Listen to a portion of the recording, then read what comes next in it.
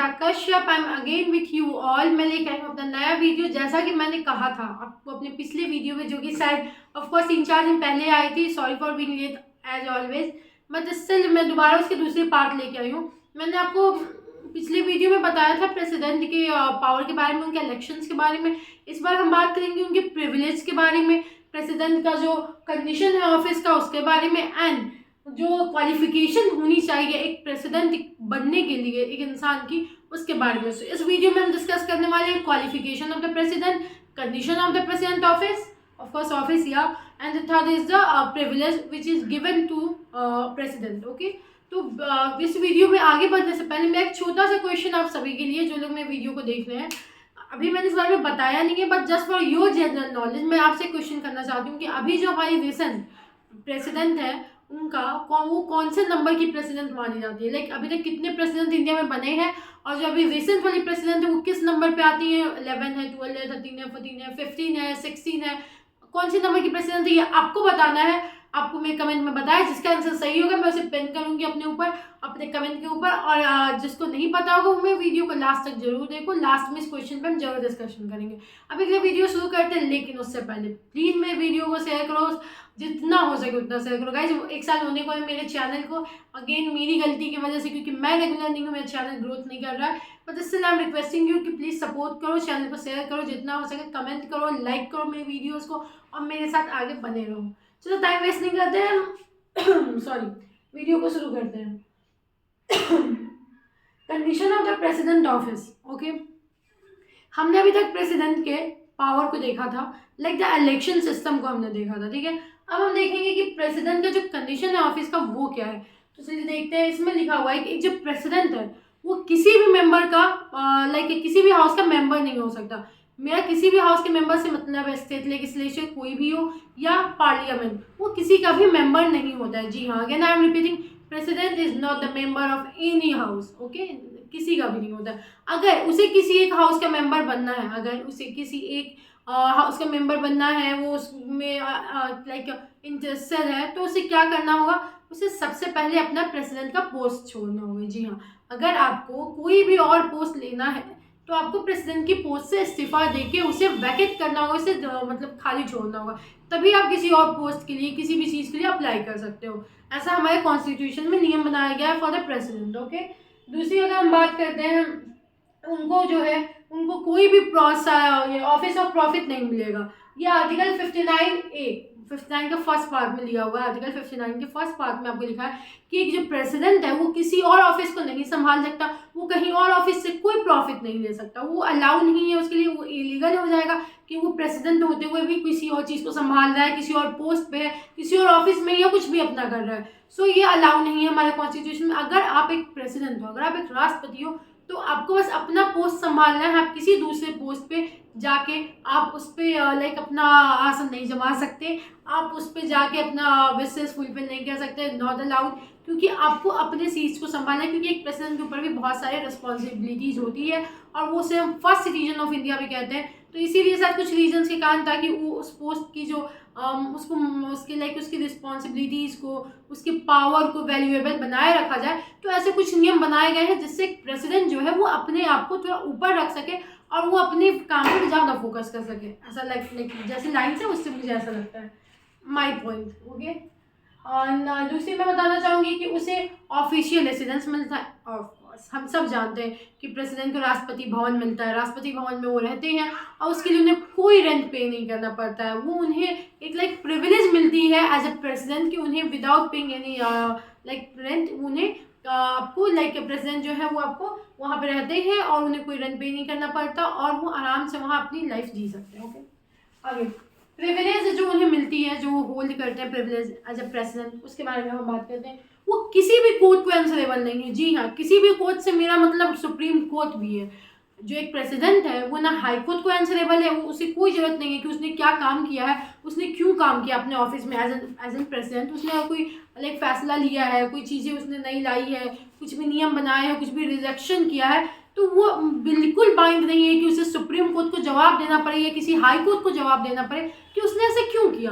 Of course नहीं होगा, क्यों? क्योंकि उसके पास सबसे ज़्यादा पावर है। हम ये नहीं कह सकते कि सुप्रीम कोर्ट के पास पावर कम है, बट हाँ कुछ चीज़ें मेंटेन की गई हैं ताकि सुप्रीम कोर्ट उस चीज़ों में इंटरफेयर ना करे। एज प्रेसिडेंट भी कुछ चीज़ों में सुप्रीम कोर्ट के इंटरफेयर नहीं करते हैं। तो उसी में से पहला ये है कि प्रेसिडेंट जो है आंसरेबल नहीं है। अगर प्रेसिडेंट कोई डिसीजन लेते हैं अपने लिए तो फुल फ्री है उस चीज़ को लेने के लिए, उन्हें किसी को जवाब देने की जरूरत नहीं है। बहुत बड़ी पावर है ऑफकोर्स, सुप्रीम कोर्ट को जवाब नहीं देना पड़ रहा है, इट्स अ बिग पावर। चलिए आगे हम देखते हैं उनके खिलाफ कोई क्रिमिनल प्रोसीडिंग नहीं हो सकती। अगर वो किसी को मार भी देते हैं, लाइक कुछ भी कर देते हैं, तो आप तुरंत जाकर उनको अरेस्ट नहीं कर सकते। लाइक हम कोई क्राइम करते हैं तो पुलिस हमें तुरंत अरेस्ट कर सकती है, पुलिस हमारे घर आ सकती है, पुलिस हमारे घर पर छापेमारी कर सकती है, कोर्ट के पास जा सकती है। बट जब आप लाइक आप एक प्रेसिडेंट होते हो तो आपको इन चीज़ों का डर नहीं होता है। रीजन क्या है? ऐसा नहीं कि आपके खिलाफ कार्रवाई नहीं की जाएगी, आप फुल फ्री नहीं हो। मतलब अगर उनको आपके खिलाफ कोई कार्रवाई करनी है, अगर कोई सिविल डिसीजन लेना है, तो उन्हें 2 महीने पहले प्रायर नोटिस देना पड़ता है। लाइक अगर मैंने कोई क्राइम किया है, उस पर कोई एक्शन लेना है, तो पहले मुझे नोटिस देंगे 2 महीने पहले, फिर उसके बाद वो इसके ऊपर एक्शन ले सकते हैं। इस पर हम डिटेल डिस्कशन करेंगे अगर आप चाहते होंगे तो, क्योंकि अभी तो फिलहाल हम एनसीईआरटी कवर अप कर रहे हैं तो इसमें उतना डिटेल नहीं बताया हुआ है। लेकिन अगर आप चाहेंगे तो मैं इस पर एक्सप्लेन वीडियो ला दूंगी कि क्यों ऐसे पावर दिए गए हैं प्रेसिडेंट को। ओके, तो दूसरा ये था कि क्रिमिनल प्रोसीडिंग जो होती है, तो जब वो अपने टर्म मतलब जब वो प्रेसिडेंट होते हैं तो उनके ऊपर आप नहीं कर सकते। ओके, क्योंकि उससे आप हमारा जो पोस्ट है प्रेसिडेंट, उसकी भी इंसल्ट होती है। सो उस पोस्ट की लाइक उस पोस्ट की वैल्यू को मेंटेन करने के लिए, मुझे उसका एग्जैक्ट हिंदी शब्द याद नहीं आ रहा है, उसकी उस चीज़ों को मेंटेन करने के लिए, उसके पावर को, उसके लाइक एक उसकी जो लाइक एक उसकी जो वो है ना, लाइक एक रिच है उसकी जो एज अ पोस्ट जो है वो बहुत ऊंची मानी जाती है, उसको मेंटेन करने के लिए जो है ये सारे लॉज बनाए गए हैं। दूसरा है आप उनको अरेस्ट नहीं कर सकते, आप उनको जेल में नहीं डाल सकते। क्यों नहीं डाल सकते? क्योंकि of course he is a president, उसके पास वो पावर है। आपको अगर वो करना है तो आपको नोटिस देना होगा 2 महीने पहले, कोई भी सिविल काम करने के पहले आपको 2 मंथ प्रायर नोटिस उनको देना होगा। अगर वो चीज़ें साबित होती हैं तो ऑफकोर्स उन्हें अपना पोस्ट छोड़ना पड़ेगा, रिजाइन देनी पड़ेगी, उन्हें रिमूव कर दिया जाएगा। और अगर नहीं होता है तो फिर उसके खिलाफ भी एक्शन लिया जाएगा। भाई प्रेसिडेंट के ऊपर सवाल उठा है, जवाब तो मिलेगा ही। चलिए आगे बढ़ते हैं, क्वालिफिकेशन की बात करते हैं। मैंने इसलिए ऐसा बनाया है ताकि आप इसको ऐसे नोट डाउन कर सको। ओके, लाइक ज़्यादा हम डिटेल में इसमें नहीं जाएंगे क्योंकि ऑफकोर्स क्वालिफिकेशन सिंपल चीज़ है, नॉर्मल पॉइंट्स है, इसलिए मैंने ऐसा डाला है ताकि आप भी ऐसे ही नॉर्मल पॉइंट्स में इसको कवर अप कर दो और आपके पेज ना बने। अगर हम क्वालिफिकेशन की बात करते हैं तो सबसे पहला इंपॉर्टेंट क्वालिफिकेशन है उनके पास इंडियन सिटीजनशिप होना चाहिए। ओके, इंडियन सिटीजनशिप होना चाहिए, तभी आप प्रेसिडेंट या किसी भी एमएलए एमपी के लिए आप लाइक खड़े हो सकते हो। Mainly complete 35 years of age, उनका वो ऑफकोर्स 35 साल के हो चुके हैं। अगर आप सोच रहे हो कि आप 21 साल 22 साल 25 साल 26 साल 30 साल में आप प्रेसिडेंट की पोस्ट के लिए खुद को लाइक वो खड़े कर सकते हो या प्रेसिडेंट के लिए आप खुद को क्वालिफाई मान सकते हो, देन नो।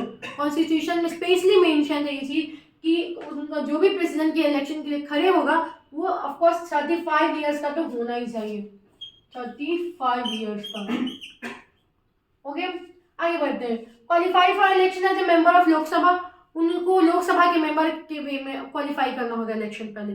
जी हाँ, लाइक आप ये कह सकते हो कि एक पोस्ट पे जाने लाइक होता है ना, हम किसी एक चीज़ में जाने से पहले हमें पहले के लेवल, जब हम गेम खेलते हैं ओके, तो हमें फर्स्ट लेवल क्रॉस करना पड़ता है for going to second level, या लाइक टफ लेवल जाने के लिए हमें इजी वाले बेसिक लेवल्स कंप्लीट करने होते हैं। वैसे ही सिंपल आप इसको समझ लो कि इन्हें पहला लेवल क्रॉस करना है as a member of Lok Sabha. जब आप ये बन जाते हो तो फिर आप ऑफकोर्स इलेक्शन के लिए अपने आप को खड़े कर सकते हो। आगे बढ़ते हैं, मतलब वो कोई भी प्रॉफिट हेल्ड नहीं कर सकता है। अगर वो जब प्रेसिडेंट के लिए खड़ा हो रहा है उसे अपने हर चीज़ों को छोड़ना होगा, त्याग करना होगा, हम ये कह सकते हैं।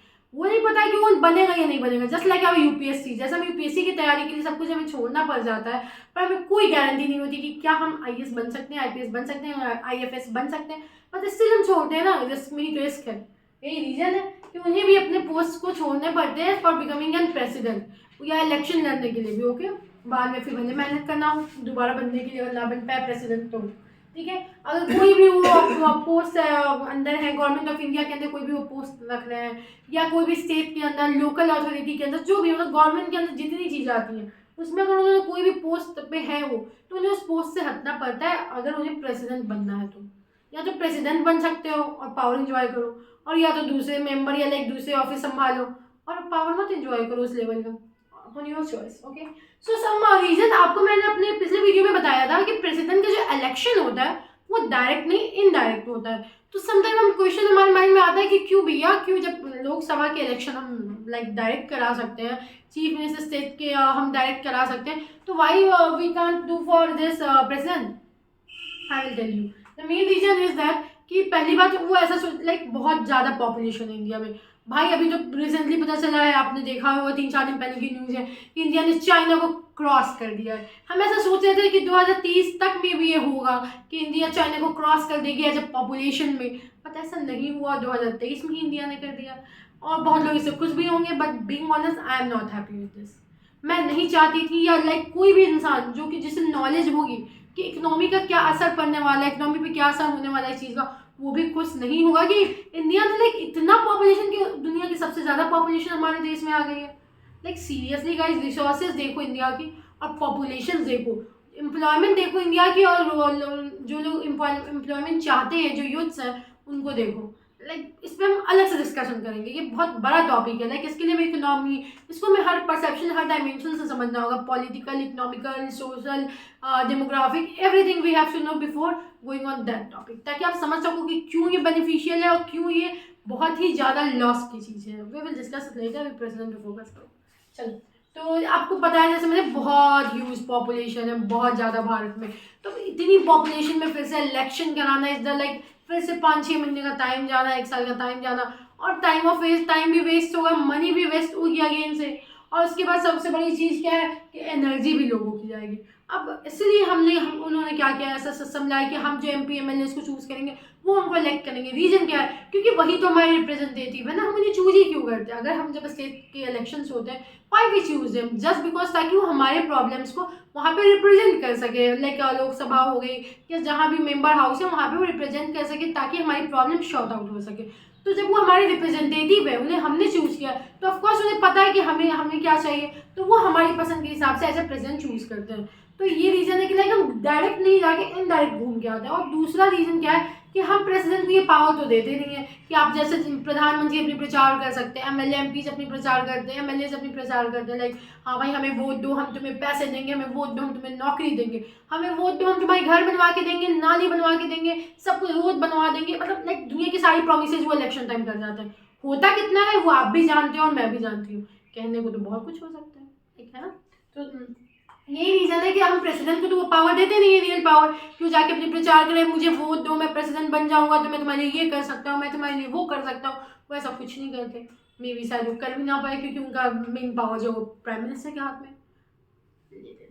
चलो, विदाउट गिविंग रियल पावर हम उनके साथ कैसे डायरेक्ट इलेक्शन करा दें, क्योंकि जब वो खुद की प्रचार नहीं कर सकते तो लोग उन्हें जानेंगे कैसे, लोग उन्हें वोट करेंगे कैसे, जो कि एक तरह से नियम विरुद्ध हो जाएगा। जी हाँ, ये एक ये सही नियम नहीं है कि आप किसी को वो पावर ना दो कि वो अपने आप को रिप्रेजेंट कर सके, बट आप चाहो कि लोग उसे उसके वे में समझे और उसको वोट डाल दें। तो यही रीजन है जिसके कारण इनडायरेक्ट इलेक्शंस होते हैं, और यही एक बात थी जो मुझे आपको बतानी थी। फिलहाल के लिए आगे हम अपने नेक्स्ट वीडियो में डिस्कस करेंगे ओथ क्या है, एफर्मेशन क्या है उनका एज अ प्रेसिडेंट, और क्योंकि लाइक उनकी टर्म ऑफ ऑफिस क्या है, ऑफिस के कितने टर्म्स होते हैं, क्या है सिस्टम क्या है, उस पर हम अपने नेक्स्ट वीडियो में बात करेंगे। तब तक के लिए इतना ही, मिलते हैं हम अपने नेक्स्ट वीडियो में। लेकिन उससे पहले मैंने जो पहला क्वेश्चन आपसे पूछा था, अभी जो हमारी प्रेसिडेंट हमारी जो प्रेसिडेंट है वो किस नंबर पे प्रेसिडेंट आती है, तो वो 15th प्रेसिडेंट ऑफ इंडिया है, जो कि 25 जुलाई को बनी थी 2022 में। जी हाँ, लास्ट ईयर 25 जुलाई को उन्होंने एज ए प्रेसिडेंट शपथ लिया था, ओथ लिया था, और वो हमारी 15th प्रेसिडेंट बनी थी। और जो लास्ट प्रेसिडेंट लाइक 14वें नंबर के जो प्रेसिडेंट थे वो थे रामनाथ कोविंद जी। तो ये था हमारा पहले क्वेश्चन का आंसर। ऐसे ही अपने वीडियोस में और भी क्वेश्चंस लाते रहेंगे इस टॉपिक से रिलेटेड और डिस्कशन करते रहेंगे। तब तक के लिए इतना ही, मिलते हैं हम अपने नेक्स्ट वीडियो में। तब बाय बाय, टेक केयर।